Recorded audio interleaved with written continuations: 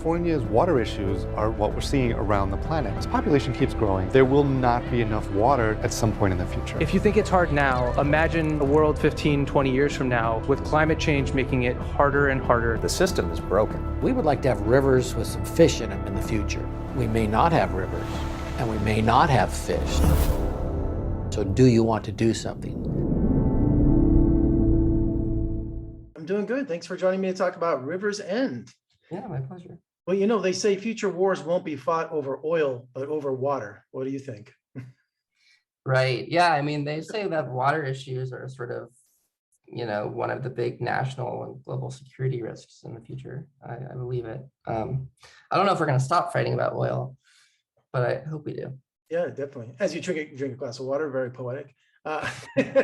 River's End illustrates water politics. And my first exposure with this was the movie Chinatown, how LA was created, because people forget Los Angeles is a desert. It really is. Yeah, it's a semi-arid desert, but you're right. I mean, we don't have a lot of water here naturally. And really, Los Angeles wouldn't exist as it does today if we didn't take most of our water from other places. And that has, in many ways, destroyed the places that we've taken our water from. So that is what it is to a certain extent now, but I think something we need to learn from going forward. And something, that I very much focus this film on.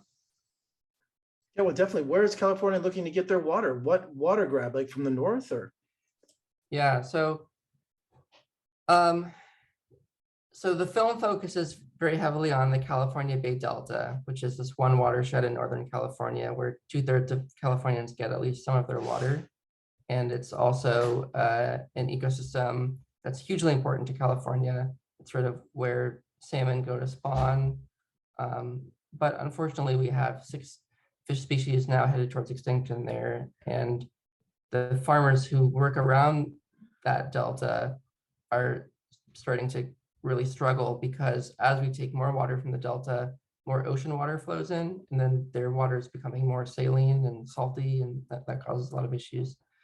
So there is this proposal described in the film to build 2 giant tunnels to go under the delta and divert water from their source, which is the Sacramento and San Joaquin rivers, and take water before it goes into the delta to giant agricultural corporations, mainly in the Central Valley, as well as to big cities in Los Angeles. And there's a lot of controversy around, would the tunnels actually take more water? Or are they just going to take water more efficiently? And that's very much explored in the movie. Yeah, and what also I found interesting in your documentary is that these water rights between states, Arizona and California, Utah, Colorado, they were written, almost a century ago, and yet their states are claiming their legal right to their water share, even though they don't look at reality when the share of water has changed drastically. Talk about stubborn. There's no logic in that thinking. Yeah, I mean, I feel for people in agriculture, because it's a really, really hard business. And they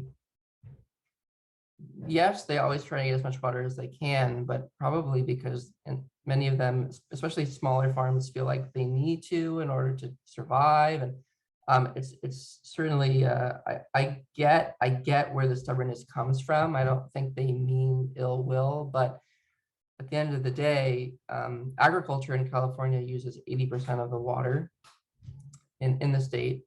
That's during a drought or not during a drought. And we grow a lot of crops that we don't really need, like almonds, walnuts, pistachios, combined use more water than all of the cities in California.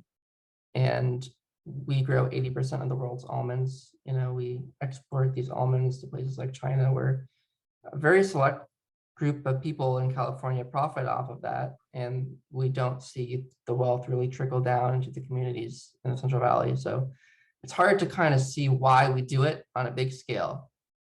Although on the micro scale, I am sympathetic that this kind of change that we're talking about, if we were to not do that, would be really hard on people. I've lived in my whole life in the Mojave Desert, born and raised in Las Vegas. We're very water conscious here. We lead the country in conservation. drastic new laws about removing grass, and the casinos use their own groundwater and recycle 99% of their water. But Lake Mead is still evaporating at an alarming rate. I mean, I remember they built a second intake valve a decade ago. That is almost now running out of water. So, I always thought that they should have, we see on the news all this flash flooding and that's going on back east. Why don't they build a national aqueduct? That conversation needs to come back. If they can build pipelines from Canada to Louisiana, we can build a pipeline that will capture all this water and fill Lake Mead, fill Lake Powell. And you can build it right next to these pipelines. And it just makes total sense to me that we don't build a national aqueduct. Well, I would actually challenge that, because my sense is that we have enough water to do all of the things that we need to do. We just do a lot of things that we really don't need to do.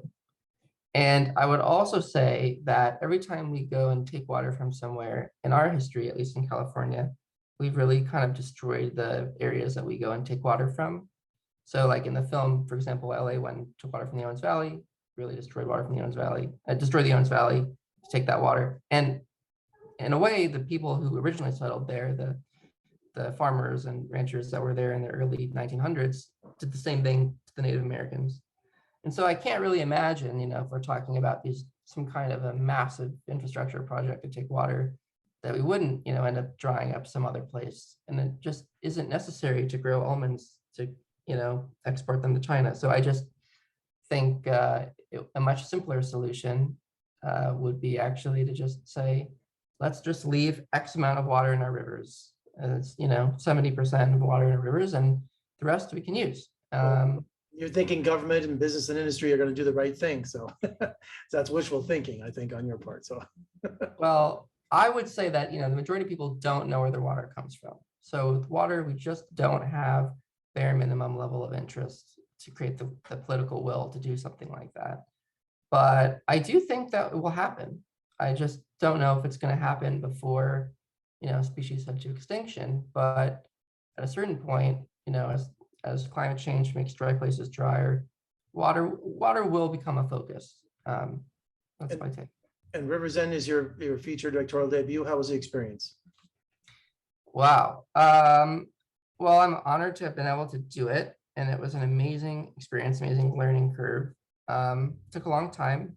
We interviewed over 70 people, and it was really, the production team was really just me and a cinematographer, and went out and got all the footage, and I edited the film, and I worked with one composer, one animator. So it was a very, very, very small team. But that meant everyone had to really kind of work hard and hide that fact so that audiences felt like they were in good hands.